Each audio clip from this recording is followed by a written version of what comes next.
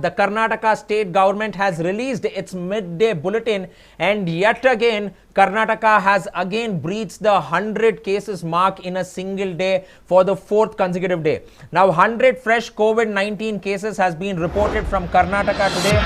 Number of COVID-19 cases in Karnataka rises to 2,282. Number of deaths due to COVID-19 in Karnataka rises to 44. Number of active cases in state now stands at 1,514.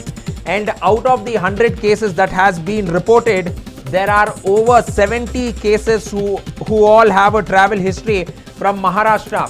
And today we are also surprisingly seeing that some of them also have international travel and some of them also have a travel history to Jharkhand as well. For more on this, I'm joined in by my colleague Ashish as well. So Ashish, looking at this midday health bulletin now, yes, yesterday we saw only a spike of 93 cases, but today again we have seen 100 new cases, and it is still the midday health bulletin. We will have to await the evening bulletin as well. But going across and looking at it, again Mandya seems to be worst hit, and the number of cases, especially in Yadgir, seems to be increasing as well, and coastal Karnataka as ever has more number of cases from Maharashtra, and the Maharashtra link continues to haunt Karnataka. Well, absolutely, Prajwal. The number of cases continue to rise, and once again, just when we saw, okay, there was some sort of a downfall in the number of cases, again, Karnataka, the number of COVID-19 cases has breached the 100 mark, and this has come as an alert for the authorities who were thinking that, all right, we've got the situation under control, now probably, the cases will go down, and most of the cases that were coming in were from, most of the cases that were in fact coming in were from Maharashtra, but now the pattern that we're seeing today has completely changed, and before we get to that, let's just run through the numbers that we're taking a look at right now. New cases in Karnataka today in the past 24 hours has been 100, and the total number of cases has risen to 2,282, and the active cases, this is very important, the active cases are 1,514, and no deaths have been reported since the last bulletin was released, and the total number of cases as of now is 44. And one of the things that we're noting here is that just 2 cases have been reported from Bengaluru urban, while several other districts have reported cases in double digits. In fact, most of the districts have reported cases in double digits.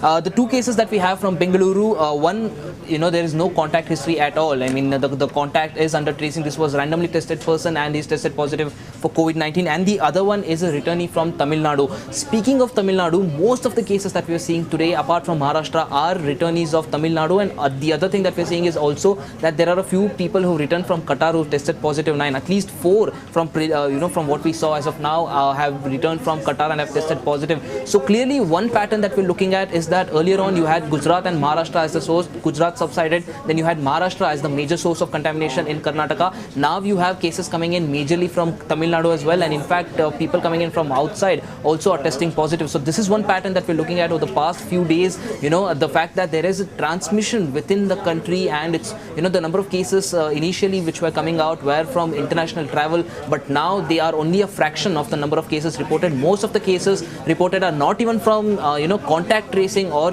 primary or secondary contacts of people who had earlier tested positive. Apart from all of these, the number of cases that are now coming out, most of the cases are from people traveling from the other state, one state to the other state, and this is something that will put authorities on high alert, because this is what we talk about when we say community transmission.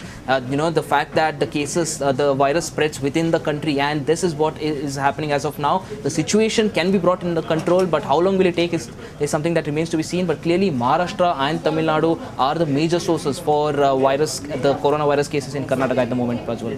Definitely, Ashish. Now going ahead and looking at it, the neighboring states are proving to be a very tough nut for the Karnataka government to basically contain from, because if you look at Chitradurga, there were 11 positive cases which was reported from Chitradurga, and today 20 other positive cases has come in, and everybody has a travel history to Tamil Nadu. And apart from that, there was only 6 active cases, but now the active cases has also increased to 26 as well. So both Maharashtra and Tamil Nadu is proving to be a viral thorn in Karnataka's flesh too. So somewhere, despite the fact that the state government has made sure that people from these states will not be traveling to Karnataka, we also got in a statement from ministers as well saying that we will have have to answer to the calls of the Kannadigas in other states as well and respond to them. But in that, aren't we also risking the lives of over 6 crore Kannadigas who are presently staying here in the state for those people who are coming in from the other state?